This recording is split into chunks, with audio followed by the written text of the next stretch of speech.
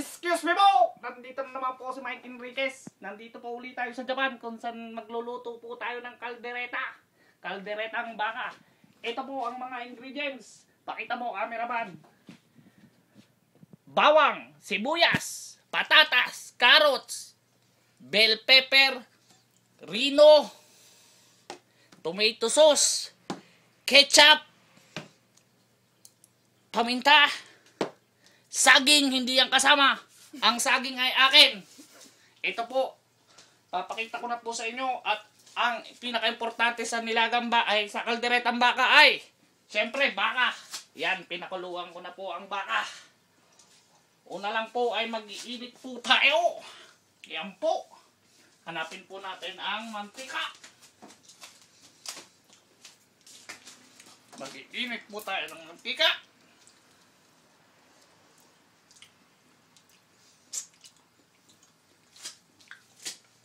Para maniwala kayong nasa Japan kami, basahin nyo ang mantika.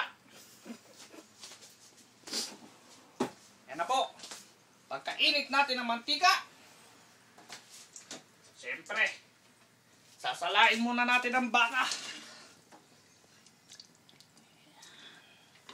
Mahal ang baka dito.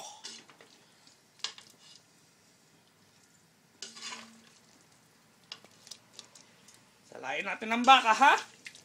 Yan na.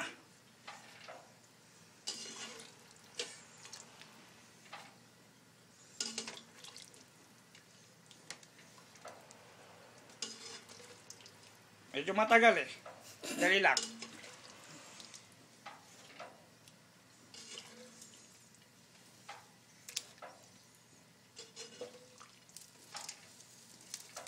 Kaya na po.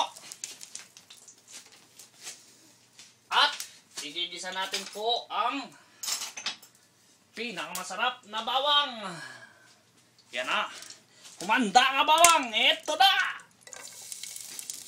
Mahina. Yan na ang bawang. Gigisa po natin. Sunod po natin ang sibuyas. Yan. Yan lang po kadali. Maya-maya po ay isasama na natin.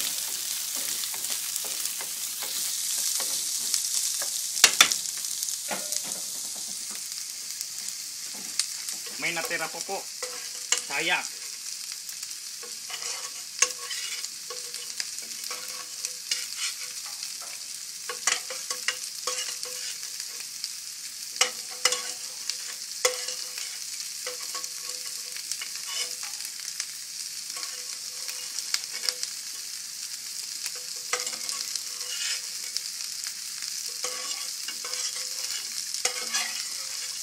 Yan na po.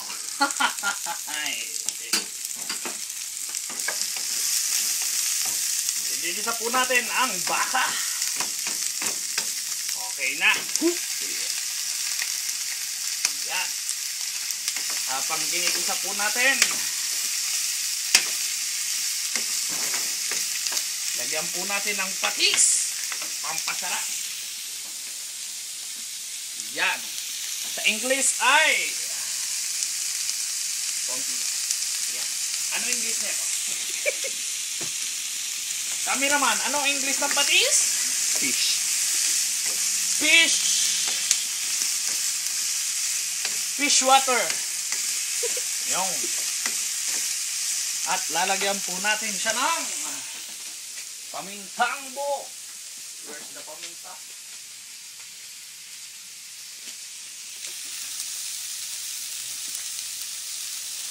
Nalata ko yung paminta. Okay lang. Ito na lang.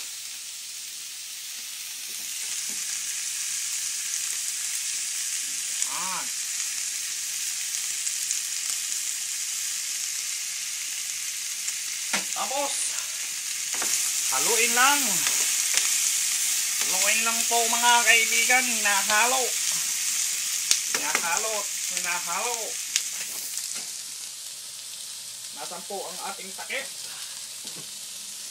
Pansamantalay, takpan po natin. At Sumunod kayo sa aking kwarto. Ayan. Sleep muna tayo. Mga 10 minutes.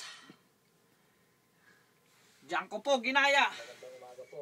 Ito po ay isang Ang kaldereta. ang menu po natin ay kalderetang baka. Simple lang po. Kahit hindi kumpleto ang Ricardo, malasabing kaldereta po ng Pinoy. Ito Cut po, mo na. pamagat Ikat mo muna! food trip